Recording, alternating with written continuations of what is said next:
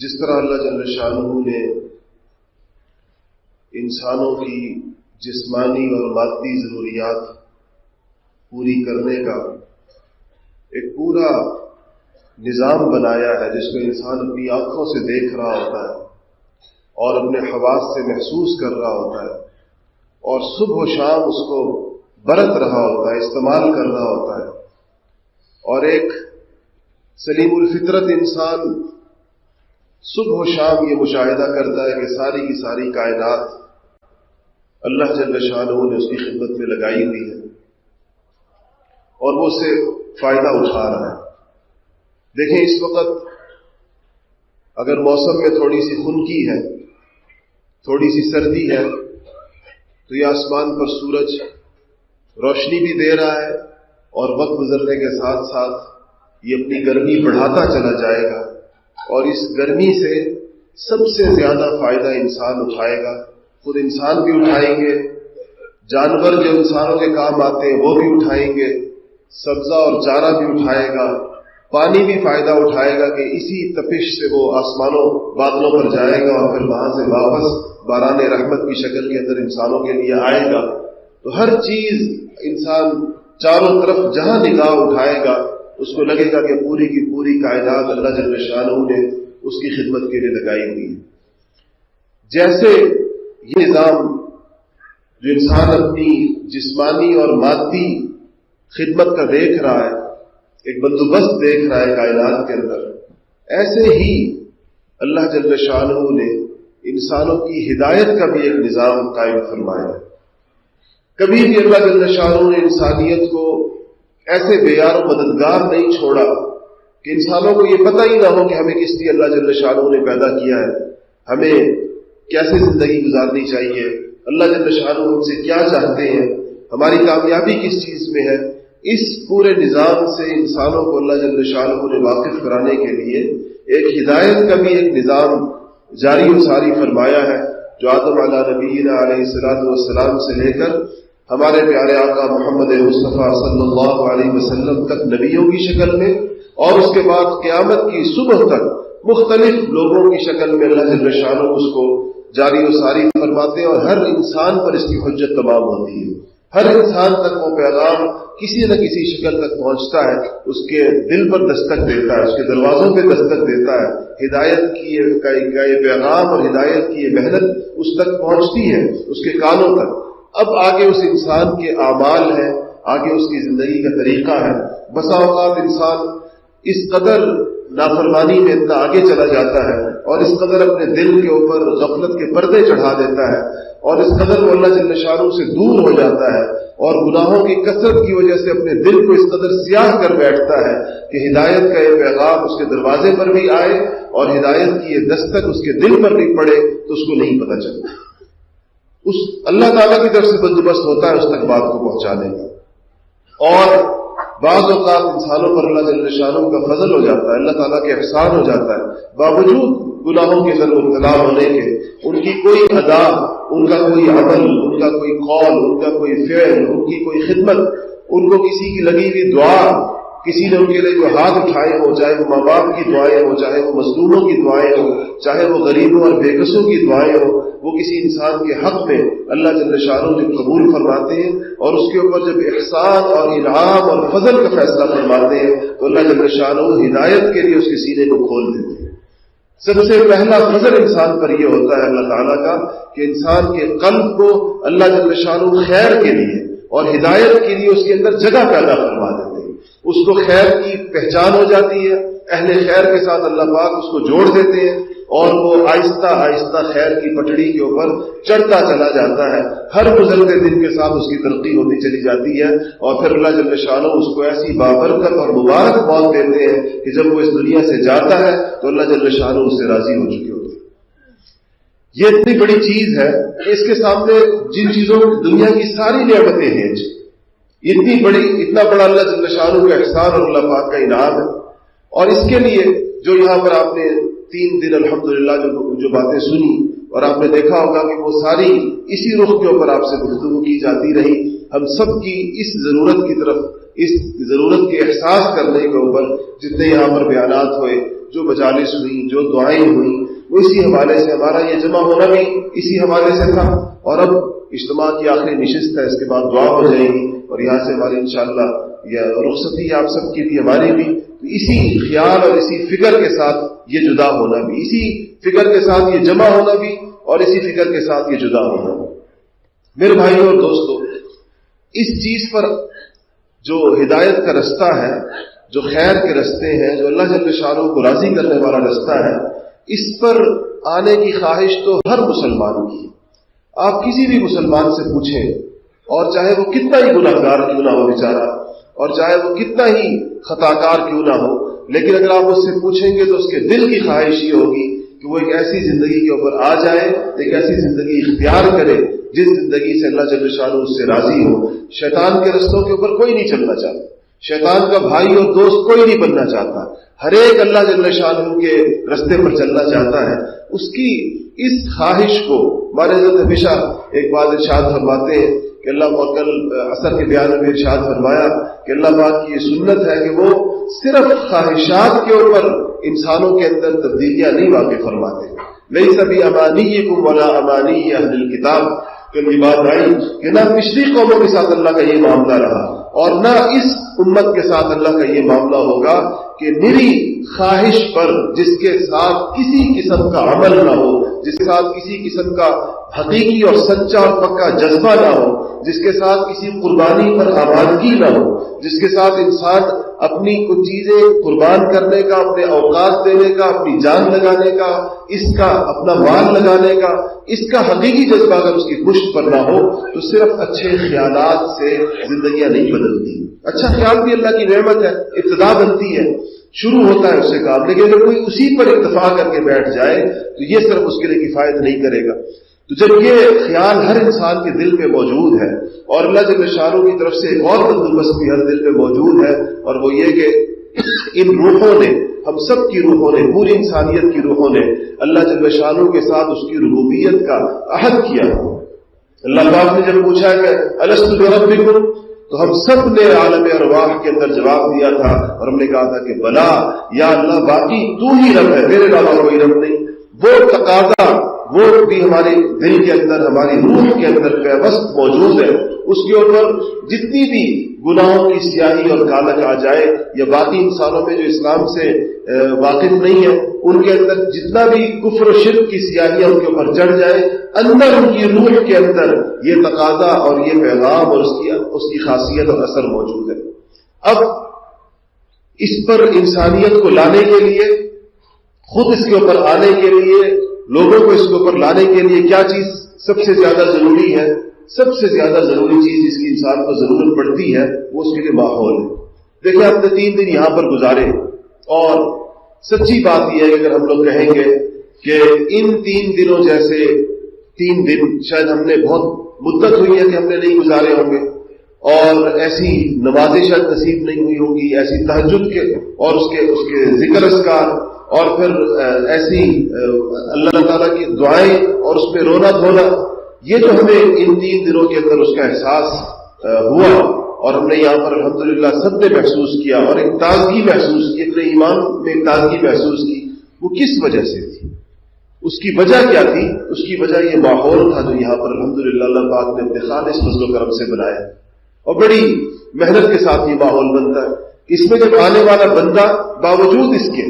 کہ یہاں پر آپ کی روزمرہ کی زندگی کتنی درہم برہم ہوئی، آپ کا آرام کتنا، سونے کے بستر لوگوں کے کیسے، اور رات کو حضرت کے اوپر اس کا بہت اثر تھا. رات حضرت اٹھے اور سفر ادھر سے نکلے، اس طرف دیکھا تو لوگ اس چمن کے اندر بھی لیٹے ہوئے ہیں، ادھر بھی کھلے چھت کے نیچے،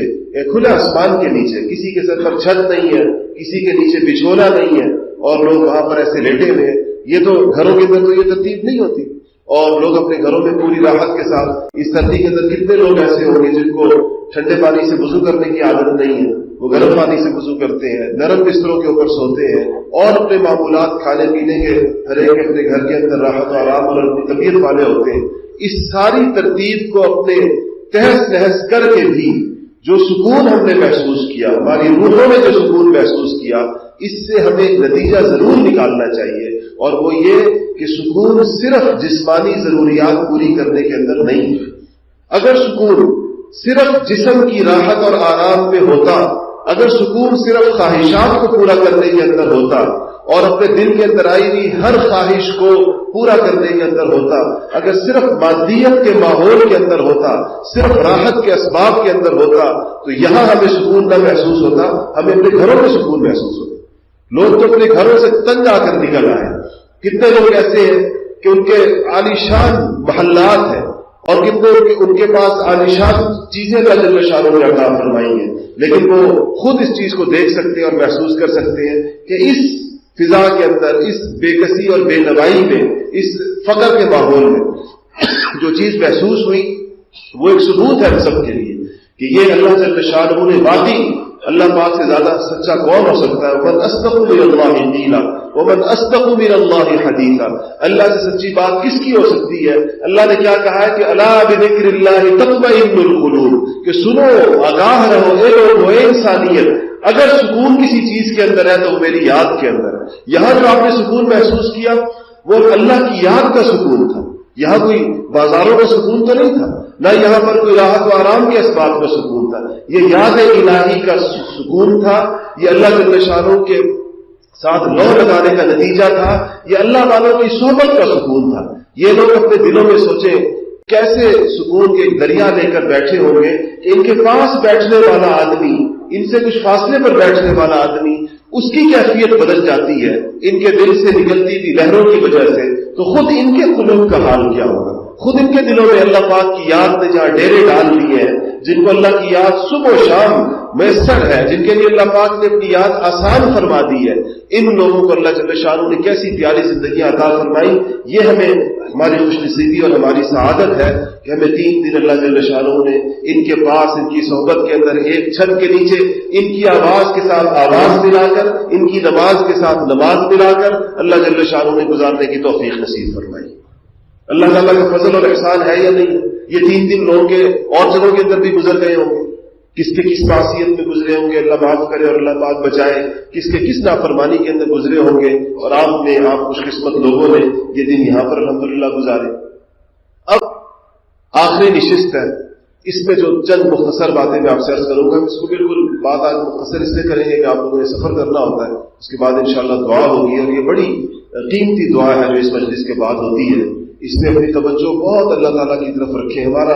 عمر بھر کا تجربہ ہے کہ الحمدللہ ہمارے اجتماعات کے اندر جن چیزوں کے لیے بھی ہم نے اللہ پاک سے مانگا، اللہ جل شانہ نے وہ عطا فرمایا۔ جس چیز کو ہم نے اللہ پاک سے مانگا، پتہ نہیں اس میں آپ سوچیں اس پر کہ جہاں اتنے ذکر کرنے والے اور جہاں اتنے راتوں کو رونے والے اور اتنے شب بیدار لوگ مل کر ایک عرضی اللہ پاک کی بارگاہ کے اندر بھیجیں، جس کے اوپر یہ خدا جانے کتنا مجمع ہے، جہاں تک وہ آخری دیوار تک مجھے جو یہاں اوپر نظر آ رہے ہیں سر سے سر جڑے ہوئے ہیں، وہ آخری نئی تعمیر کے آخر تک، نیچے بھی لوگ ہوں گے، برآمدوں میں بھی ہوں گے، باہر بھی ہوں گے، اور یہ سارے اتنی اس میں اللہ والے، اس میں علماء کی اتنی بڑی تعداد، ان کی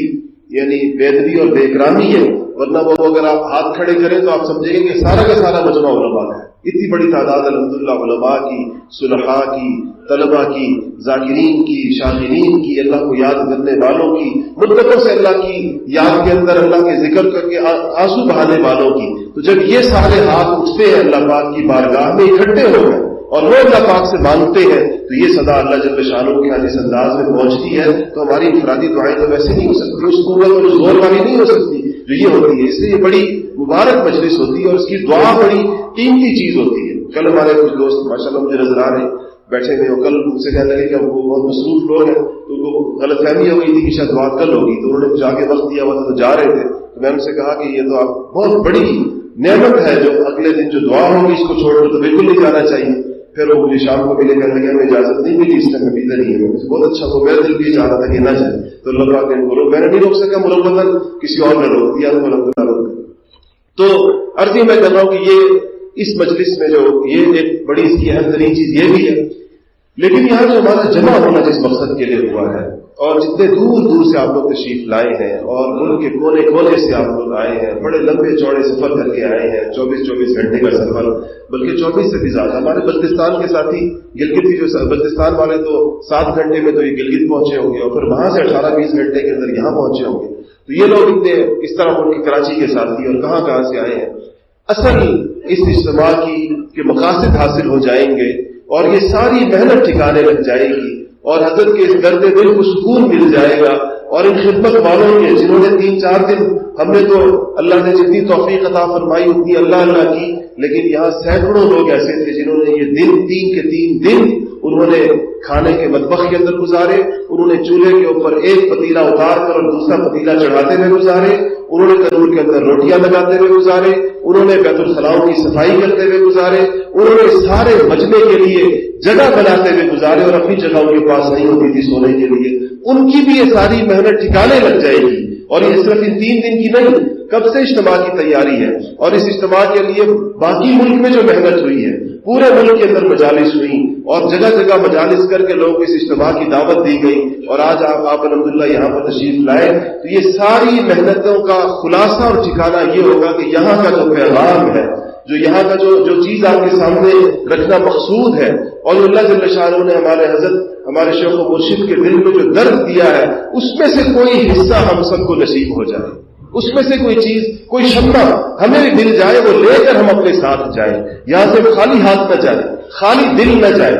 یہ جو اعمال کیے وہ تو بالکل ہے ہی ہے، اللہ پاک قبول فرمائے جو کچھ یہاں پر 3 دن میں ہوا، لیکن اصل چیز یہ کہ ہم وہ فکر بھی ساتھ لے کر جائیں، وہ فکر جو اس ماحول کو بنانے کا باعث بنتی ہے۔ حضرت یہ چاہتے ہیں کہ یہ جو فضا ہے اور یہ ماحول ہے، یہ پوری دنیا کے اندر جگہ جگہ قائم ہو جائے، پوری دنیا کے اندر جا بجا ایسے مراکز بن جائیں، اور اس کے اندر ایسے تربیت یافتہ لوگ بیٹھ جائیں، اس کے اندر ایسے اللہ والے بیٹھ جائیں، ایسے باخدا لوگ وہاں پر ہوں، ایسے سچے اور امین لوگ وہاں پر ہوں، ایسے لوگوں کو جوڑنے والے وسیع القلب عالی حوصلہ لوگ وہاں پر ہوں کہ وہ ساری کی ساری انسانیت کو اپنے دامن کے اندر سمیٹ لیں، پوری کی پوری دنیا ان کے دامن کے اندر سمٹ کر آ جائے۔ لوگ جو غیر مسلم ہیں اللہ پاک مسلمان کر کے ان کے پاس لے آئے، جو اہل اسلام ہے ان کو اپنے اختلافات بھلا کر ان کے پاس لے آئے، اور رسول اللہ صلی اللہ علیہ وسلم کے پرچم کے نیچے یہ امت دوبارہ اکٹھی ہو جائے اور جمع ہو جائے۔ اس کے لیے یہ ساری کی ساری محنت، یہ کوشش اس بات کی، اور یہ سب چیزیں اسی کی شاخیں ہیں، یہ مجالس سے ذکر بھی اس کی شاخیں ہیں، اور یہ بیانات بھی اسی کے لیے ہو رہے ہوتے ہیں، یہ اجتماعات بھی اسی کے لیے ہو رہے ہوتے ہیں۔ علاقائی اجتماعات اب انشاءاللہ نومبر کے مہینے میں حضرت کا سفر ہوگا، مختلف شہروں کے اجتماعات ہوں گے، پشاور میں اجتماع ہوگا، بنو میں اجتماع، بنو کا تو ہو گیا، اس کے بعد جو ہے ملتان کا اجتماع ہوگا اور پنجاب کا سفر ہوگا۔ یہ سارے کے سارے اجتماعات جو ہوتے ہیں وہ بھی اسی سلسلے کے اندر ہے۔ جو ساتھی یہاں پر آ کر اوقات لگا رہے ہیں، اس مجمع کے اندر بے شمار ساتھی بیٹھے ہوئے ہوں گے جو اس وقت چلے کے اندر چل رہے ہیں، سارا سال یہاں پر اللہ کے فضل و کرم سے چلے کے لوگ آتے رہتے ہیں، اور تمام طبقات سے آتے ہیں۔ جو سب سے ایک آنکھوں کو ٹھنڈا کرنے والی اور خوشکن بات یہ ہے کہ ہر طبقے سے لوگ آ رہے ہیں، چاہے وہ دنیاوی اعتبار سے شعبہ ہائے زندگی ہے یا وہ دینی اعتبار سے مختلف طبقات ہیں، دونوں طرف سے دنیاوی اعتبار سے جس بھی شعبے کے لوگ ہوں، چاہے وہ سرکاری ملازمین ہوں، چاہے وہ پرائیویٹ کمپنیوں میں ملازمت کرتے ہیں، ملٹی نیشنل کمپنیوں میں ملازمتیں کرتے ہیں، یونیورسٹیوں میں پروفیسر ہیں، اسٹوڈنٹس ہیں، فوج کے افسران ہیں اور پولیس کے لوگ ہیں، الحمدللہ سب کے سب لوگ یہاں پر آتے ہیں اور یہاں وقت لگاتے ہیں، پورا سال یہ سلسلہ چلتا ہے۔ پھر دینی جماعتیں جو مختلف ازواق ہیں دین کے اندر، مختلف قسم کی محنتوں کے انداز ہیں، ان سب سے وابستہ لوگ بھی الحمدللہ یہاں پر آتے ہیں، وقت لگاتے ہیں اور اپنے کاموں کو پھر جا کر زیادہ اخلاص کے ساتھ کرتے ہیں۔ اللہ کا شکر ہے اس محنت کے اندر کسی کو نہ اس کے ہم دنیاوی کاموں سے جو جائز کام ہے، کسی کو نہ اس کے دنیاوی کاموں سے روکتے ہیں اور نہ کسی کو اس کے دینی کاموں سے روکتے ہیں۔ کتنے لوگ یہاں پر اس مجمع کے اندر موجود ہیں اور وہ اس بات کے گواہ ہیں کہ جب انہوں نے یہاں پر وقت لگایا تو وہ جن دینی جماعتوں سے وابستہ تھے انہوں نے کہا کہ ہم لوگ اس سے اب ہم مستقل اس کام کو کرنا چاہتے ہیں اور وہاں پر اپنی ذمہ داریوں سے مستعفی ہونا چاہتے ہیں، تو حضرت نے اجازت نہیں دی ان سے کہا کہ آپ جہاں پر کام کر رہے ہیں آپ وہیں پر کام کریں، جن لوگوں کے ساتھ آپ کا تعلق تھا،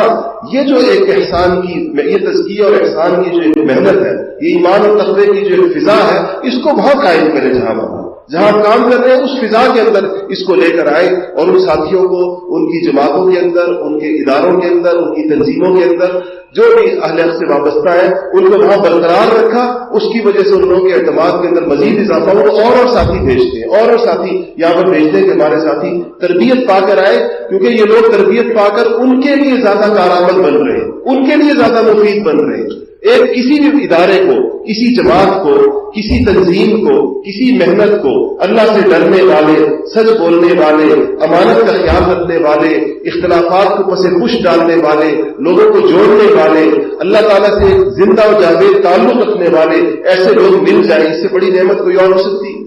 کسی کو یہ لوگ آپ دنیاوی اعتبار سے میں آپ کو عرض کروں، یہاں بہت سارے ایسے حضرات بیٹھے ہیں جو اس بات کی تائید کریں گے کہ آج دنیا کی بڑی بڑی کمپنیاں اپنے لوگوں کو تربیت دینے کے لیے جو ٹرینر بنواتی ہیں، جو صرف ان کے لوگوں کو آ کر ابھارتے ہیں کام کے اوپر، ان کو ایک ایک دن کا معاوضہ 25 30 لاکھ روپے بھی دیا جاتا ہے. اس وقت دنیا میں ایسے ٹرینر موجود ہیں جو 10 ہزار ڈالر ایک دن کی ٹریننگ کا لیتے ہیں. کیا کرتے ہیں؟ دوسرے لوگوں کے لیے کہتے ہیں ہم آپ کے لوگوں کو آپ کے لیے تیار کریں گے، اور اس کا وہ معاوضہ لیتے ہیں اور اتنے بڑے بڑے معاوضے لیتے ہیں. اور وہ اس طرح یہ بہت سے حضرات اس لیے بتائیں گے کہ وہ ایسے بھی ٹریننگ نہیں ہوتی جہاں آپ نے بلا لیا. وہ کہتے ہیں سوئٹزرلینڈ کے اندر جو دنیا کے سب سے مہنگے ترین ہوٹل ہے اس کے اندر آپ بک کریں اپنے لوگوں کے لیے 10 دن کے جو اس ہوٹل کو کروڑوں روپے کے وہ اخراجات کروائیں گے، پھر خود معاوضے لیں گے کہ اب یہ لوگ آپ کے کام کے لیے زیادہ مفید ہو گئے، یہ زیادہ فائدہ مند ہو گئے. تو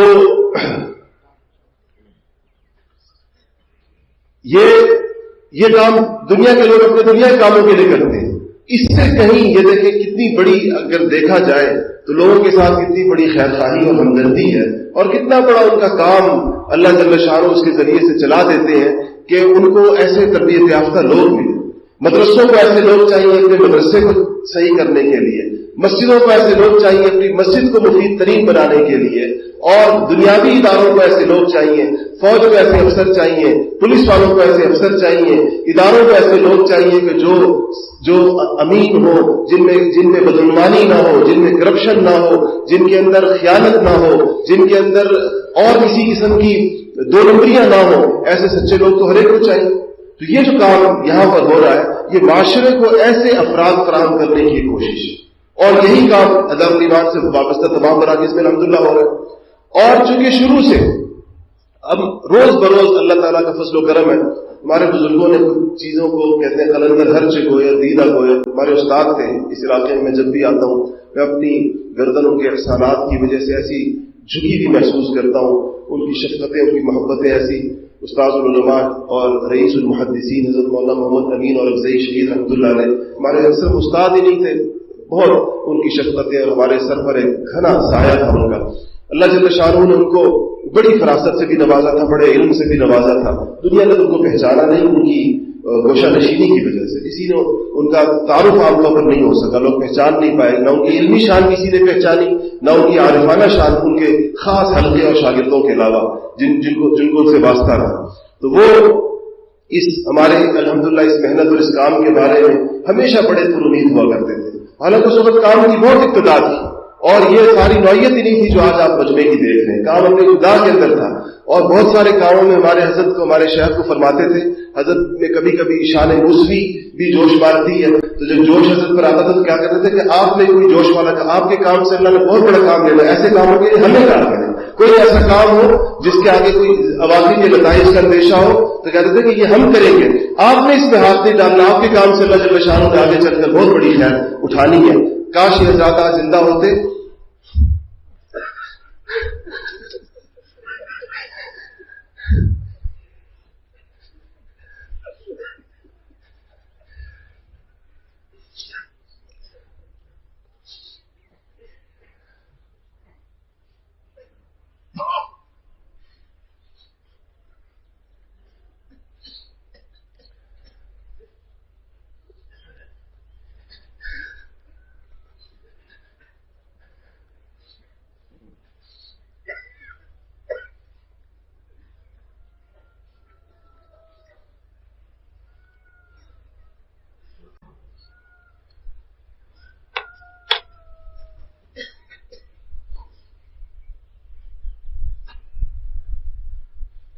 آج آپ لوگوں کو دیکھ کر ان کی آنکھیں ٹھنڈی. وہ تو 10, 15, 20 لوگوں کا زمانہ. وہ مخالفتوں کا دور تھا.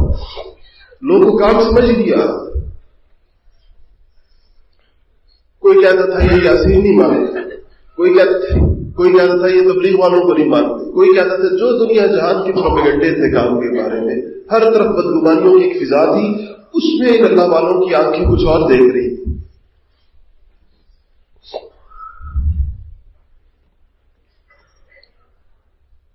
آج اللہ جل شانہ نے فضائیں اور ہوائیں موافق کر دی ہیں. پہلے ہم مجلسیں کرنا چاہتے تھے تو مسجدیں نہیں ملتی تھی. ایسا بھی ہوا ہے ہمارے ساتھی مجلسوں کے لیے مسجدوں میں پہنچے تو لوگوں نے مسجدوں کو تالے لگا دیے اور انہیں مجلس کی اجازت نہیں ملتی تھی. آج ہزاروں جگہوں سے مجلسوں کی پیشکشیں اور دعوتیں ہیں. ہمارے ساتھی پوری تقاضے پورے نہیں کر پاتے. اوقات جتنے بھی وہ دیں اور جتنا بھی گھومیں لوگوں کے تقاضے پورے نہیں ہوتے. حضرت کے سفر کے اندر ہم ساتھ ہوتے ہیں تو ایسی دعوتوں کا ایک طوفان ہوتا ہے. سمجھ میں نہیں آتا کہ کس کو راضی کریں, کس کے ساتھ غربت کے رشتے ہیں, پرانے دینی تعلقات ہیں, جاننے والے ہیں, محبتوں والے ہیں. اتنی محبتوں کے ساتھ آتے ہیں کہ اس کام کو ہمارے مدرسے میں بھی اجتماع رکھیں, ہماری مسجد کے اندر بھی اجتماع رکھیں, ہمارے جگہ کو بڑی مجلس رکھیں. فضا اللہ جل شانہ نے ہمارے سامنے دیکھتے ہی دیکھتے بدل دی. یہ دونوں حضرات جو ہمارے دونوں بزرگ تشریف فرمائے, ہزارویں دامت برکات ہوں گی, ہمارے شیخ مرشد دونوں حضرات اس بات کے گواہ ہیں کہ اس کام نے کیسے کیسے ادوار دیکھی, کیسے کیسے ہر دہائی کی اپنی ایک کہانی ہے. 80 کی دہائی میں کیا ہوا, 90 کی دہائی میں کیا ہوا, 2000 کی دہائی میں کیا ہوا, اور آج اللہ جل شانہ نے کیا منظر پیدا فرما دیا. تو اس کا مقصد صرف مجمع جمع کرنا نہیں ہے میرے دوستوں. اس کا مقصد یہ نہیں کہ بھیڑ بھاڑ اکٹھی ہو جائے. بھیڑ تو دنیا میں مختلف ناموں کے ساتھ جمع ہو رہے ہیں. مجمع تو جہاں تک اکٹھے ہو رہے ہیں اور بڑے بڑے مجمع اکٹھے ہو رہے ہیں. اس کا مقصد تو ایک ایسی فکر کے اوپر آپ لوگوں کو اکٹھا کرنا ہے, ایک ایسی بات کے اوپر آپ کو اکٹھا کرنا ہے کہ وہ چیز, وہ چراغ فکر اپنے دل کے اندر لے کر آپ اپنے علاقوں کے اندر واپس جائیں. آپ میں سے ہر شخص اپنی اپنی جگہ پر ہدایت کا چراغ ہو. آپ میں سے ہر شخص اپنی اپنی جگہ پر ایسا ہو کہ اس سے یہ خیر پھیل رہی ہو. تو یہاں جو اللہ پاک نے لوگ قلوب مجتمع فرمائے, اس میں ایک بڑی وجہ شروع سے جس کا خیال رکھا گیا, اور الحمدللہ آج اس کی برکات ہم اپنی آنکھوں سے دیکھ رہے ہیں کہ اس ممبر سے یہاں بیٹھ کر ہم نے اس بات کا شروع سے حضرت کی ہدایت کی وجہ سے سب بولنے والوں نے اس بات کا لحاظ رکھا کہ امت کے اندر جن چیزوں سے توڑ پیدا ہوتا ہے, جن باتوں سے لوگوں کے دل ایک دوسرے سے دور ہوتے ہیں, جن باتوں سے مسلمانوں میں تفریق پیدا ہوتی ہے, ان باتوں کو ہم مجموع میں نہیں پھیلائیں گے, بلکہ وہ بات کی جائے گی, ان چیزوں کے اوپر لایا جائے گا, ان مشترکات کے اوپر لایا جائے گا جس کے اوپر طبقات باہم اکٹھے ہو جائیں گے, جس سے لوگ ایک دوسرے کے ساتھ مل جائیں گے. اور آج یہ وقت کی کمی نہ ہوتی تو میں آپ کو بتاتا کہ اس ملنے کے ہم نے کیا کیا مناظر اس ملک کے اندر الحمدللہ دیکھے, کہاں کہاں جا کر ہم نے دیکھا کہ کیسے وہ لوگ جو باہم ایک دوسرے سے روٹھے ہوئے تھے, جو ایک دوسرے سے ناراض تھے, جو ایک دوسرے کے پیچھے نمازیں نہیں پڑھتے تھے, جو ایک دوسرے کی مسجدوں میں نہیں جاتے تھے, جو ایک دوسرے سے بدگمان تھے, ایک دوسرے کے بارے میں ان کے خیالات اچھے نہیں تھے, ان کو ہم نے ایک مجلس کے اندر بیٹھ کر اللہ اللہ کرتے ہوئے بھی دیکھا, ایک دسترخوان میں بیٹھ کے کھانا کھاتے ہوئے بھی دیکھا. یہ مناظر اس محنت کی برکت سے. کل حضرت نے فرمایا کہ اس کے اوپر تھوڑی سی بات ہوگی تو اس پر میں بات مکمل کر دوں کہ وہ کیا, وہ نسخہ کیا تھا. ہمارے استاد مولانا صاحب رحمۃ اللہ علیہ کا ذکر اس سے آیا کہ میں صحیح بات کرنے لگا تھا کہ حضرت فرمایا کرتے تھے کہ یہ جو باتیں حضرت نے سنی اس کا خلاصہ تو کہا کرتے تھے کہ یہ کوئی الہامی بات معلوم ہوتی ہے اللہ تعالیٰ کی طرف سے. اس وقت امت کو اس کی ضرورت ہے کہ ایسے لوگ خیرخواہی کے ساتھ اور دل کی پورے درد دل کے ساتھ اور دل کے جذبوں کے ساتھ وہ اس بات کو لے کر اٹھے. تو جو بات کل ہوئی تھی کہ امت جڑے گی کیسے, ہماری مسجدوں کے اندر, ہمارے محلوں میں, ہمارے مدرسوں میں, ہمارے شہروں کے اندر وہ ماحول کیسے پیدا ہوگا کہ اللہ کے نام لینے والے, رسول اللہ صلی اللہ علیہ وسلم کی نسبت کے حاملین, آپ کے دامن سے وابستہ لوگ, دین کا درد رکھنے والے سب اکٹھے نظر آئیں اور کفر کو نظر آئے کہ یہ حضور کی ملت جو ہے یہ ملت واحدہ ہے, یہ پوری کی پوری امت واحدہ ہے. اس کے لیے 4 باتیں ہم لوگ یہاں پر ہمیشہ آپ لوگوں کے سامنے رکھتے ہیں اور اس سے بار بار نیا نیا مجمع بھی آتا رہتا ہے, ہماری بھی تازہ ہو جاتی ہیں. اس کو اپنا درد دل بنا کر آپ کام کریں معاشرے میں, آپ اس کے نتائج اپنی مسجد میں دیکھیں گے, آپ اس کا نتیجہ انشاءاللہ اپنے مدرسے میں دیکھیں گے, اس کا نتیجہ اپنے محلے میں دیکھیں گے, جہاں پر بھی ہمارا جانا ہو, جس جگہ ملک کے ان علاقوں میں بھی جانا ہوتا ہے جہاں لوگوں کا ذوق مختلف بھی ہوتا ہے، مسائل میں اختلاف بھی ہوتا ہے، کسی کو کوئی بات سمجھ میں نہیں آتی، کسی کو کوئی بات سمجھ میں نہیں آتی، لیکن الحمدللہ جب یہ بات وہاں پر ہوتی ہے جتنے لوگوں کی طبیعت میں سلامت طبع ہوتی ہے. اور وہاں ہم لوگ ایسے علاقوں میں بھی گئے اجتماع، اور اسی سال کے اندر کہ ہمارے جانے سے پہلے ذکر بالجہر کے اور ذکر کی مجالس کے خلاف پورے علاقے میں اشتہار بانٹے گئے، بتایا گیا کہ ذکر بالجہر نہیں ہونا چاہیے، ذکر کی مجالس نہیں ہونی چاہیے، اور یہ ایسی ہے اور یہ بدعت ہے اور یہ ٹھیک نہیں ہے. یہ ہمارے اجتماع سے پہلے اسی علاقے کے اندر. لیکن جب اجتماع ہوا اس کے اندر وہ سارے حضرات بھی تشریف لائے جنہوں نے اشتہار بانٹے تھے، وہ بھی تشریف لائے جن تک اشتہارات پہنچے تھے. اور جب یہ 4 نکات ہم نے ان کے سامنے رکھے اللہ جل شانہ نے ان کے دلوں کو بھی موڑ دیا. وہ خود وہ سارے کے ساتھ کہنے لگے، کتنے لوگ آ کر ہم سے انفرادی طور پر کہنے لگے کہ یہ بات بالکل صحیح ہے جو آپ لوگوں نے کی، اس وقت اسی بات کی ضرورت ہے. اور اس سے اللہ پاک جا بجا ذکر کی مجالس چل پڑی. تو اس سے پہلی چیز جس کا ہم سب نے بہت خیال رکھنا ہے اور لحاظ رکھنا ہے وہ یہ کہ اس میں کوئی کلام اور شبہ نہیں ہے. اسلام کو جاننے والا ہر بندہ جانتا ہے کہ اسلام کی اساس اور بنیاد وہ توحید کے اوپر ہے. عقیدہ توحید ہمارا وہ مرکزی ستون ہے جس پر پورے دین کی عمارت کھڑی ہے. عقیدہ توحید کے ساتھ مسلمانوں کو مضبوط طریقے کے ساتھ جوڑنا اور مسلمانوں کے دلوں کے اندر توحید کے حقیقی جذبات پیدا کرنا، یہ ہر دینی دعوت اور دینی محنت کی ریڑھ کی ہڈی ہے. لیکن توحید کی آڑ میں اور توحید کے پردے میں اسلاف اور سلف صالحین کی توہین کرنا یہ توحید کا تقاضا نہیں ہے. اس سے امت کے اندر اختلاف پیدا ہوتا ہے. جب لوگ توحید کا یہ تقاضا سمجھتے ہیں کہ ہماری توحید کامل تب ہوگی کہ جب تک میں سلف صالحین سے کے بارے میں بدزبانی نہ کروں، ان کے بارے میں برا، ان کو توہین نہ کروں، ان کو برا بھلا نہ کہوں، تو لا محالہ یہ امت ہمیشہ سے اپنے بزرگوں کے ساتھ جڑتی چلی آئی ہے. حضرات انبیاء کے بعد، حضرات صحابہ کے بعد ہر دور کے درجہ بدرجہ سلف صالحین اس امت کا سایہ ہے اور امت ان سے ہمیشہ پوری شرقاً غرباً ان سے جڑی ہوئی ہے. اس سے ان کی توہین ہزاروں لاکھوں کروڑوں اربوں دلوں کی دل آزاری ہوتی ہے، اور اس دل آزاری کے ماحول کے اندر امت جڑے گی نہیں. اس لیے اس کی ہم نے اپنے بیانات میں خیال رکھنا ہے، اپنے دروس قرآن میں خیال رکھنا ہے، اپنی مجالس میں خیال رکھنا، اپنی محافل میں خیال رکھنا، اپنے جمعے کے خطبات میں خیال رکھنا، ہر چیز کے اندر کہ کہیں ہماری زبان سے توحید کے نام پر سلف صالحین کی توہین کے الفاظ اور جملے نہ نکل جائیں. اگر ہم اس پہ کاربند ہو جائیں، جتنا مجمع آج یہاں بیٹھا ہوا ہے اور بہت ہی دور دور تک جو نظر آ رہا ہے اور جتنے حضرات علماء اس میں تشریف فرمائیں، اس پیغام کو اگر ہم اس پوری امت تک پہنچانے میں کامیاب ہو جائیں، آپ صحیح بتائیں اختلاف اور انتشار کا ایک بہت بڑا دروازہ بند نہیں ہو جائے گا؟ بند ہو جائے گا یا نہیں ہو جائے گا؟ اسی طرح دوسری بات، رسول اللہ محمد مصطفیٰ صلی اللہ علیہ وسلم مسلمانوں کا ان کے ساتھ محبت اور عقیدت ان کے ایمان کا حصہ ہے. اللہ جل شانہ نے ان کے نام کو اپنے نام کے ساتھ جوڑا ہے. ان کے اوپر ایمان لانے کو لا الہ الا اللہ کے بعد رکھا ہے محمد الرسول اللہ. ان کی رسالت کا ایمان، ان کی رسالت پر ایمان لائے بغیر کوئی مسلمان نہیں ہو سکتا، اور ان سے ایک عقلی محبت رکھے بغیر کوئی آدمی ایک مسلمان نہیں ہو سکتا. اس کے دل و دماغ میں ان کی جب تک محبت نہیں ہوگی تو لیکن آپ صلی اللہ علیہ وسلم کی محبت، آپ صلی اللہ علیہ وسلم کے ساتھ ایک کیفیت، عشق کی کیفیت، یہ ضروری لوازمات میں سے ایمان کے. مگر اس محبت کے نام پر اگر شرک و بدعت کا بازار گرم کر دیا جائے، اگر مشرکانہ اور مبتدعانہ افعال کو رواج دے دیا جائے اور وہ چیزیں جو شریعت کے اندر نہیں ہیں وہ محبت کے نام پر رائج کر دی جائے اور محبت کے نام پر ایک نئی شریعت کھڑی کر دی جائے تو یقیناً یہ امت کے اندر اختلاف اور انتشار کا باعث ہوگی. اس کے نتیجے کے اندر وہ لوگ جن کو اللہ پاک نے کتاب و سنت کا صحیح علم دیا ہے، جن کو صحیح معرفت دی ہے، وہ کبھی کوئی ایسی دینی حکم نہیں تسلیم کریں گے دین کے نام پر جو کتاب و سنت سے اور سلف صالحین سے اور اجماع امت سے جو ثابت ہو، جس پر امت کھڑی نہ رہی ہو آج تک. نئی چیزیں دین کے نام پر اگر ہم محبت کے نام پر متعارف کرائیں گے تو یہ رسول اللہ صلی اللہ علیہ وسلم کے دین کے ساتھ بھی ظلم ہے، دین میں اضافہ بھی ہے اور اختلاف اور خلفشار کا باعث بھی ہے. اگر یہ پیغام لے کر آج یہ سارا مجمع یہاں سے جائے،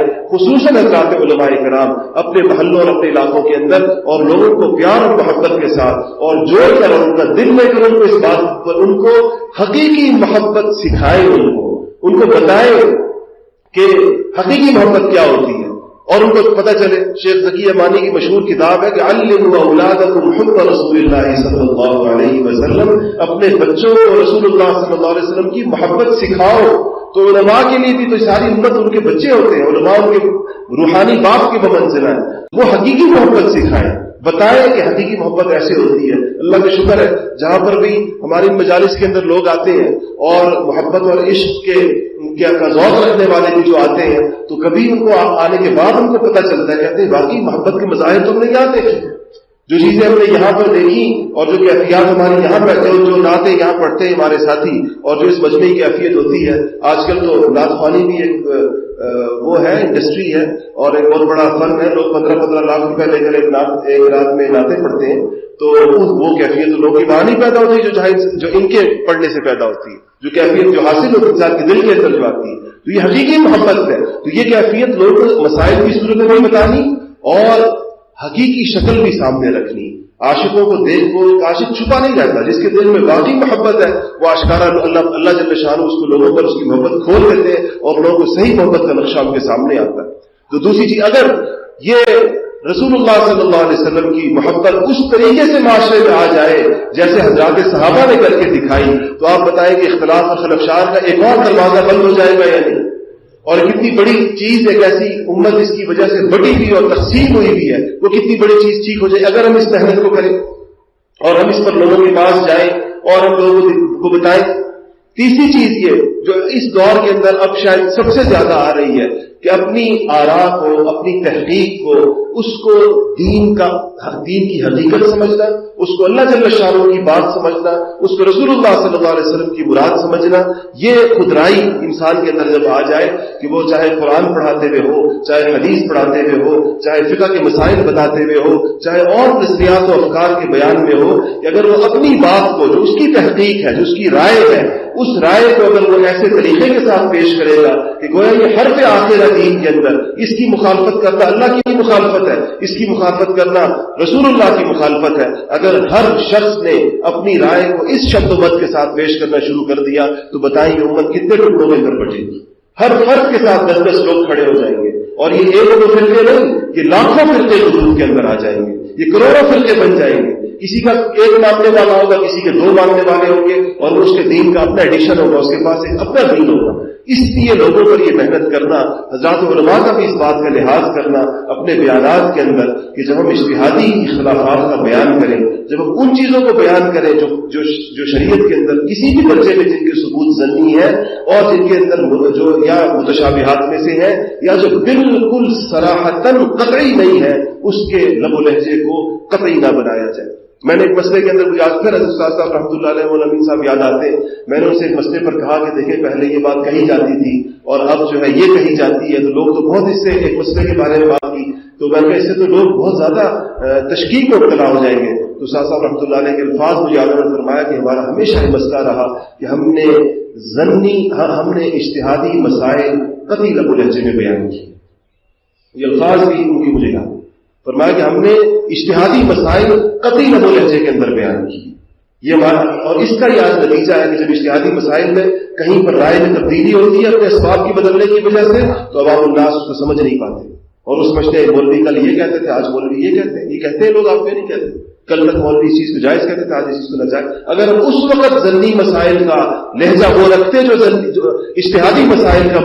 لہجہ وہ رکھتے جو اجتہادی مسائل کا لہجہ ہونا چاہیے, تو آج ہمیں یہ مشکل درپیش نہ ہوتی. آج ہر جگہ یہ مشکل درپیش ہے, ہر سطح کے اوپر یہ مشکل درپیش ہے. اور جنہوں نے زبان سے کہا ہے ان کو تو پھر بھی مسئلہ آسان ہے, کہتے ہیں کہ میں رجوع کیا ہے, وہ لکھے ہوئے فتاوا کا کیا کریں گے جو کتابوں کے چھپوں کے مجلد موجود. اس لیے اپنی بیانات کے اندر, اپنی گفتگو کے اندر یہ علم کا ایک بہت بڑا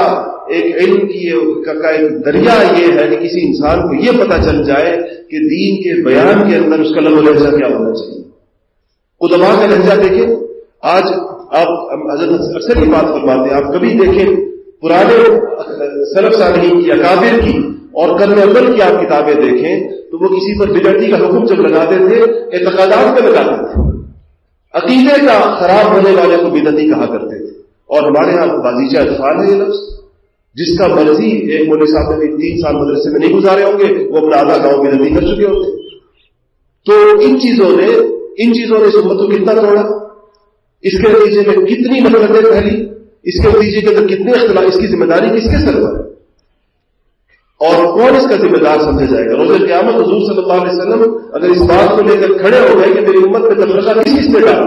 کس نے یہ امت تقسیم کی, تو کون جواب دے گا ان باتوں کو؟ اس لیے اپنی تحقیقات کو، اپنی باتوں کو، اپنی آراء کو، اپنے خیالات کو اس طریقے کے ساتھ پیش کریں کہ وہ آپ کا خیال سمجھا جائے، اللہ اور اس کے رسول کی مراد نہ سمجھی جائے۔ تحقیق ہے آپ کے ہر کہنے میں تحقیق، اور اس میں اہل علم کے طریقے کو دیکھیں۔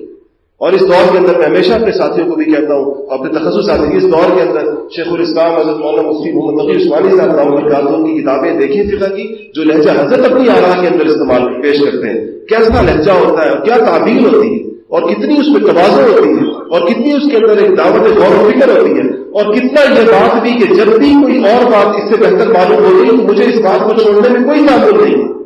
یہ ایک سطح اس بات کو بتا رہی ہوتی ہے۔ اہل علم کے لوگوں کا لہجہ ایسا ہوتا ہے۔ یہ جو ہم نے اپنائے تھے یہ جہل کے لہجے تھے، یہ ناواقفیت کے لہجے تھے۔ علم حاجی امداد اللہ صاحب رحمۃ اللہ علیہ کا مشہور مقولہ ہے کہ جب علم آتا ہے تو غصت آتی ہے۔ جہل کے ساتھ ایک خاص قسم کی تنگی وابستہ ہوتی ہے۔ جاہل کی سرنگ بہت تنگ ہوتی ہے، جو سرنگ میں گھس سکتا ہے وہ اس کے نزدیک مسلمان ہوتا ہے، باقی ساری امت کو فارغ کر دیتا ہے۔ اس لیے اس تیسری بات کے اوپر بھی ہم نے اس کے اوپر یہ ڈاکٹروں کو بھی اور پروفیسروں کو بھی اور دین بیان کرنے والوں کو بھی اور دین کی محنت کرنے والوں کو بھی اور دین کے اندر تحقیق و تدقیق کرنے والوں کو بھی اور علماء اور مفتیان کرام اور علماء کرام کو بھی، ہم سب کو اس کے اوپر اگر اس پر ہم سب آ جائیں تو یقین جانیے کہ اس وقت بھی چھوٹے چھوٹے سینکڑوں ہزاروں فرقوں کا اسی دن خاتمہ ہو جائے، جس دن یہ بات ہمیں سمجھ میں آئی اور ہم اس کی محنت کے اندر لگ گئے۔ چوتھی بات یہ کہ دین رسول اللہ صلی اللہ علیہ وسلم کی نبوت کی جامعیت ہے، اس سے زیادہ جامع نبوت کوئی اور نہیں تھی، اس سے لمبا زمانہ کسی اور کو نہیں دیا گیا، اور سید الانبیاء سید الاولین والآخرین تھے۔ آپ کی اس نبوت سے دین کے کاموں کی شاخیں نکلی ہیں، اور ہر ایک نے اپنی استعداد کے بقدر، حضرات صحابہ کی استعدادیں سب سے اونچی تھی، سب سے زیادہ شعبوں میں کام کر کے دکھایا، وہ فقہا بھی تھے، وہ قاضی بھی تھے، وہ مجاہد بھی تھے، وہ داعی بھی تھے، ان کے اندر جو خیر کی جتنی رستے اور شکلیں تھیں ان میں جو بڑے صحابہ تھے سب کے اندر تھی۔ بعض صحابہ کرام جو تھے ان کو وہ ٹھیک ہے فقہا نہیں تھے سارے صحابہ نے بغیر، لیکن عادل سارے تھے، حضور سارے تھے، اللہ جل شانہ راضی سب سے تھا۔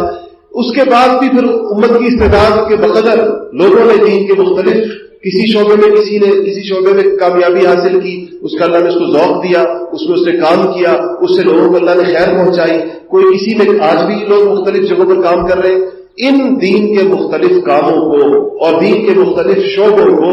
اس نبوت کے مختلف حصے سمجھا کار نبوت کے اور آپ سے کی شریعت کے اور آپ کے لائے ہوئے دین کے مختلف پہلو اور حصے سمجھا جائے، نہ کہ ان کو ایک دوسرے کے مقابلے میں کھڑا کر دیا جائے۔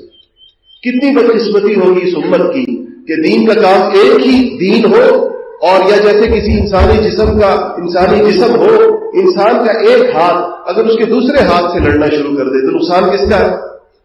انسان کی ایک ٹانگ اس کی دوسری ٹانگ سے، انسان اپنی ایک ٹانگ سے اپنی دوسری ٹانگ کو مارنا شروع کر دے، اپنے ایک ہاتھ سے اپنے دوسرے ہاتھ کو، یا ایک ہاتھ سے اپنے منہ کو، تو نقصان تو اسی جسم کا ہوگا، اسی جسم کا ہوگا۔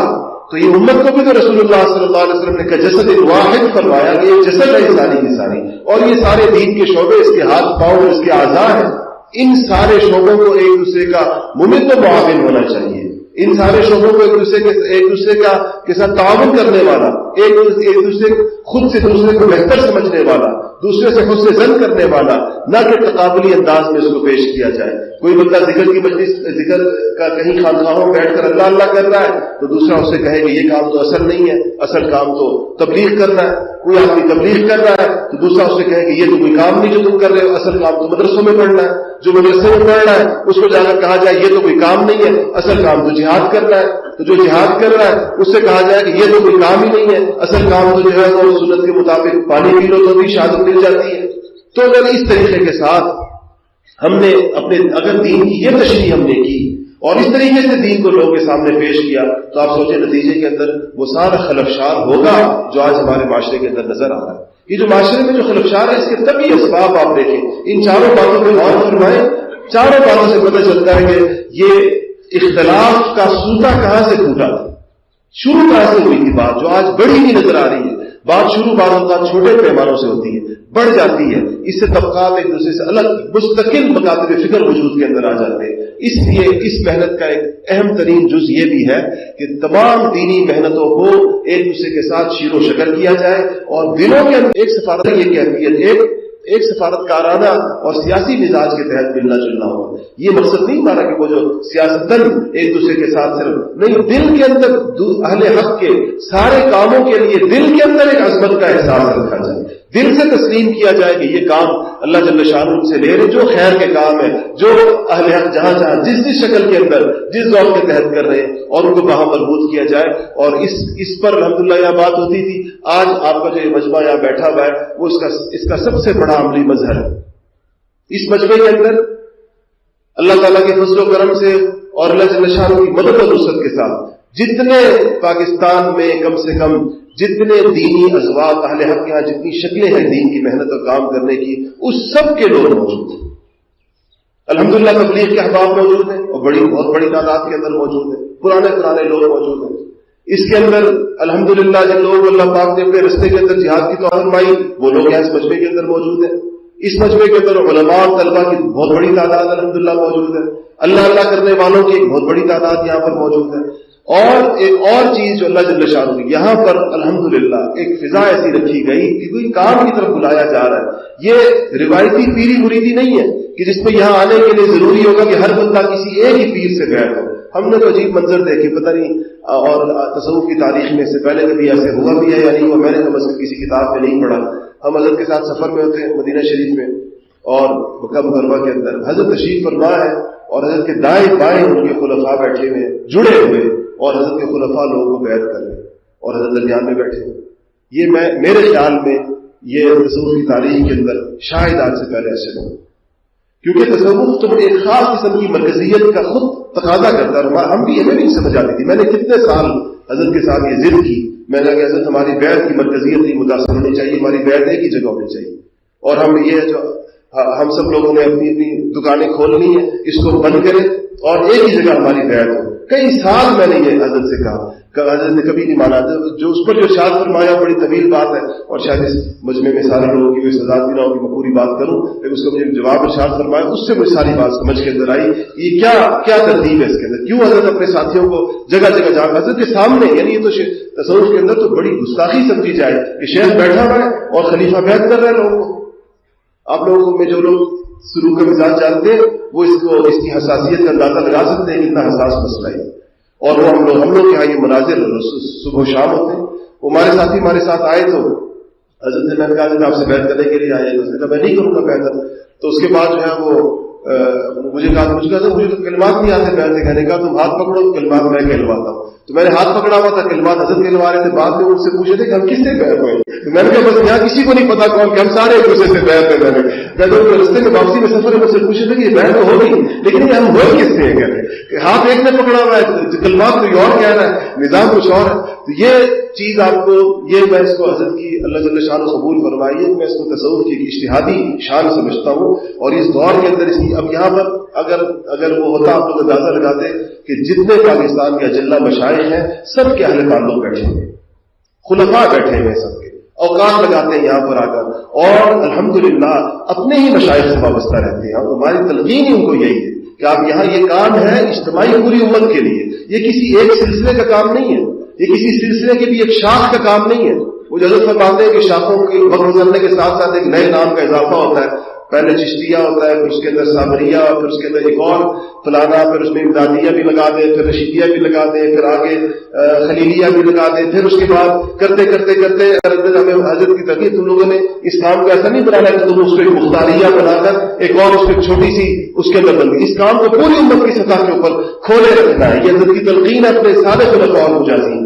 اور ہر وقت خلفاء کے جوڑ کے اندر اس کے اوپر گفتگو ہوتی ہے کہ یہ پوری امت کے لیے کام ہے. اور یہ سلاسل کے اندر جو تقسیم کا قائل ہی نہیں ہے یہ کام، بلکہ سب کے لیے یہ ایک ہی طرح سے خیر ہے. اور یہاں پر اپنوں سے اپنے اور پرائے کی کوئی تمیز نہیں ہے. یہ نہیں دیکھا جاتا کہ یہ ہم سے بیعت ہے یا نہیں ہے، اس کی بیعت کس سے ہے. جو بھی یہاں پر آئے اس کام کی خیر سے وہ فائدہ اٹھائے، جو بھی یہاں پر آئے اس کام کو سیکھے اور جا کر اپنے شیخ کی آنکھوں کی ٹھنڈک بنے، ان کا سلسلہ چلائے، انہی کے سلسلے کے اندر بیعت کرے، اسی کے اس ترتیب کو سیکھ لے. یہ اس کے لیے بھی فائدہ مند ہوگا، اس کے شیخ کے لیے بھی صدقہ جاریہ ہوگا. الحمدللہ یہ بات آج اللہ پاک نے لوگوں کو سمجھا دی اللہ پاک نے لوگوں کے دلوں تک پہنچا دی. حضرات مشائخ اپنے مریدوں کو بھیج رہے, بے خوف و خطر بھیج رہے, اور یہاں پر جو ہے وہ آ رہے ہیں لوگ. جو حضرات جاتے ہیں, بعض حضرات کے پاس پورا یعنی ان کی مصروفیات علمی ہوتی ہیں, کچھ اور ہوتی ہیں, وہ اتنے زیادہ ارشاد کے لیے فارغ نہیں ہوتے, تو وہ جب ان کے لوگ ان کے پاس جاتے ہیں, ان کے مرید کہ حضرت آپ کے پاس 4 دن گزارنے ہیں,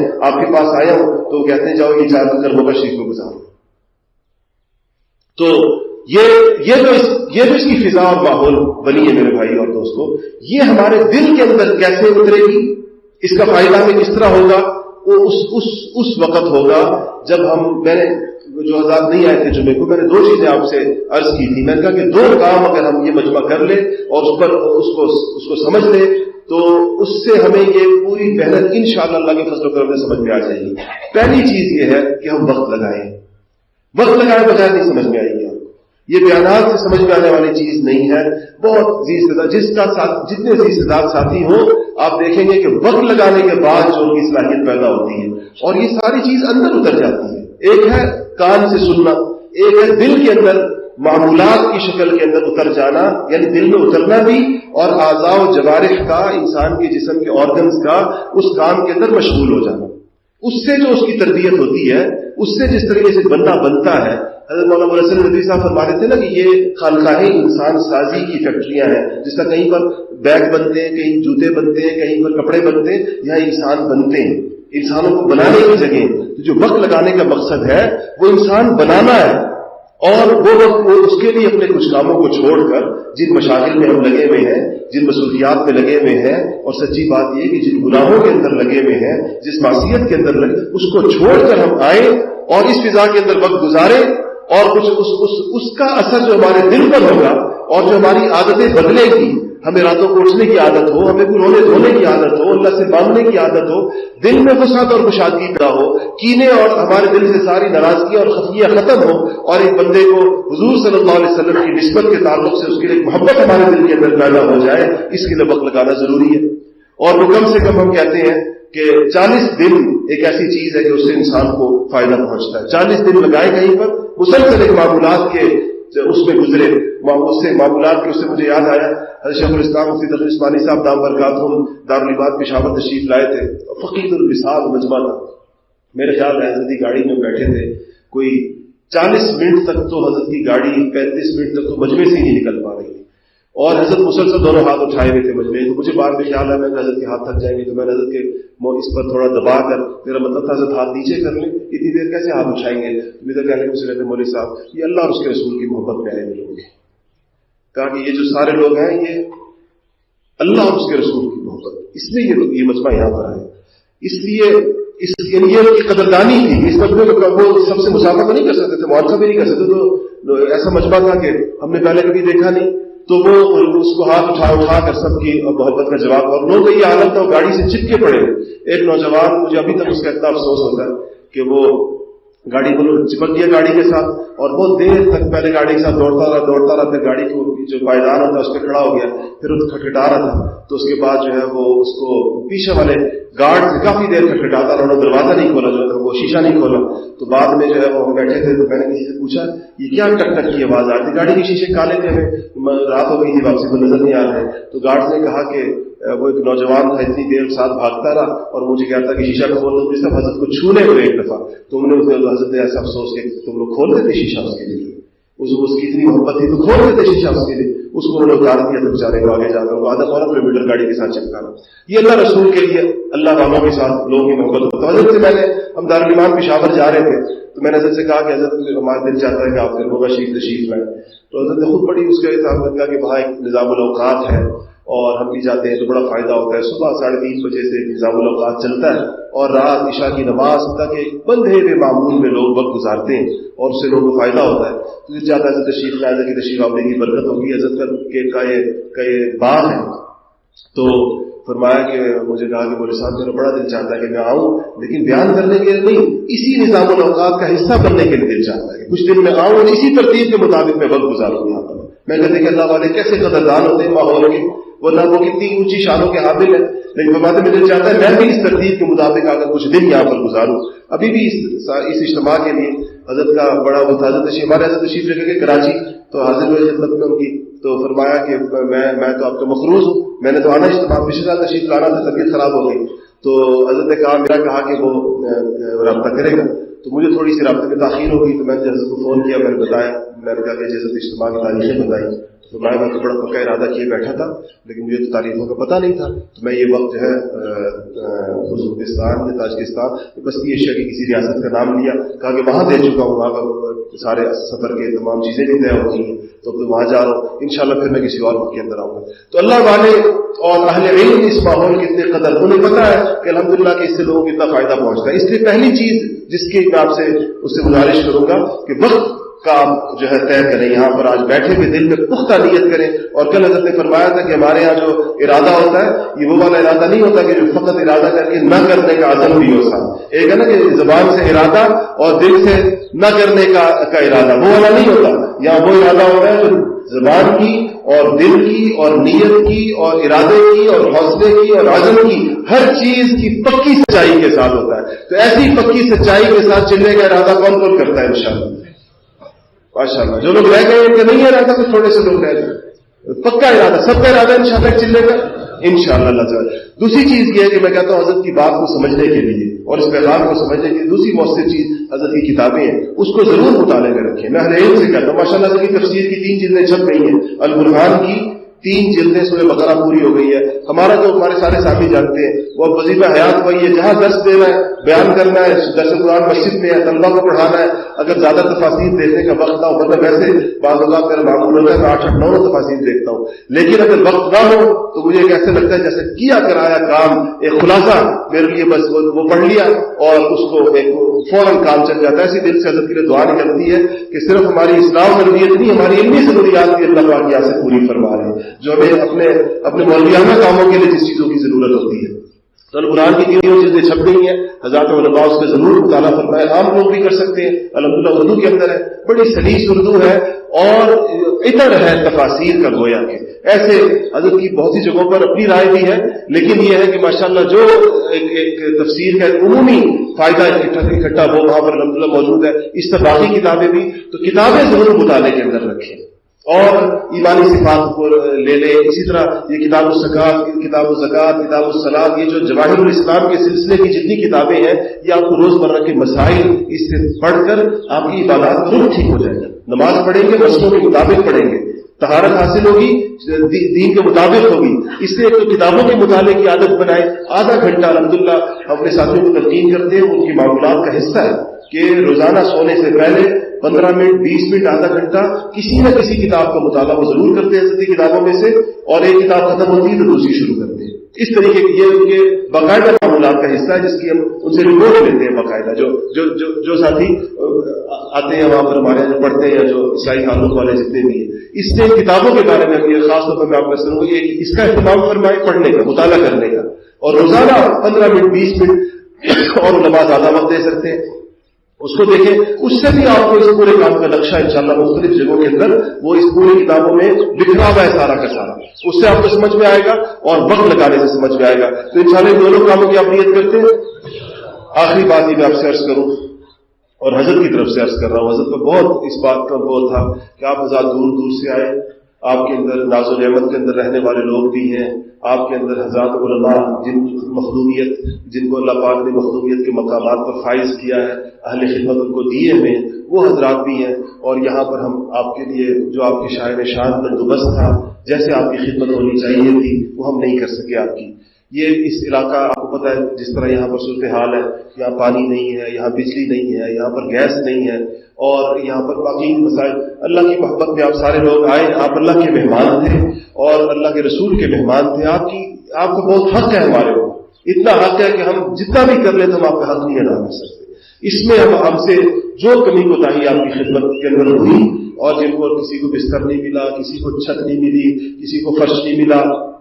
کسی کو کھانا نہیں ملا ہوگا, کسی کو کوئی اور تکلیف ہوئی ہو, تو میں آپ سے دست بدستہ اس کے اوپر معافی کے خواستگار ہیں. آپ جانے سے پہلے ضرور اس پر ہماری اس کوتاہی پر, ہماری نالائقی پر, اس کے اوپر ہمیں آپ معاف کر کے جائیں. اللہ جل شانہ اس کے اوپر آپ کو اجر عطا فرمائے گا. وآخر دعوانا الحمدللہ رب العالمین.